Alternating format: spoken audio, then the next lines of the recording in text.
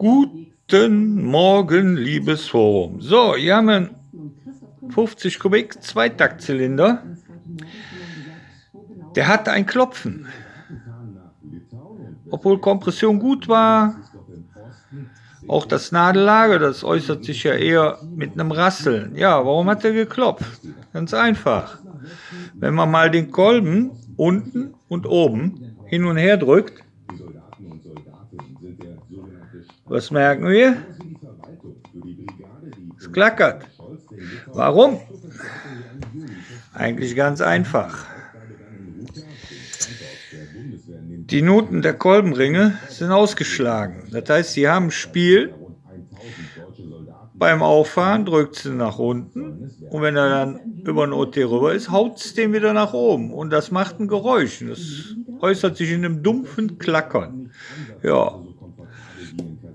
Beim neuen hast du das natürlich nicht, da passt das saugend, da klackert gar nichts, die haben Nullspiel, beziehungsweise eher im Hundertstelbereich.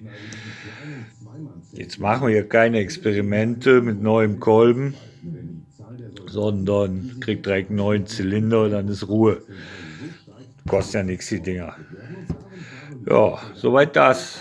Also wenn ihr mal ein Klackern habt, was ihr euch nicht erklären könnt, beim Zweitakter, da sind ja keine Ventile, die klackern können, dann liegt es meistens am Kolben, dass der Kolbenring ausgeschlagen hat, die Nut vom Kolben.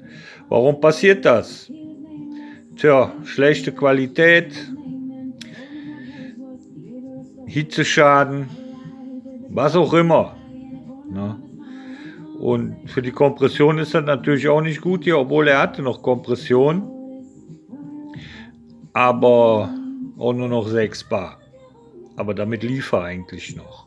Aber wie gesagt, er hatte das Klopfen. Gut, dann kennt ihr das jetzt auch. Bis dann.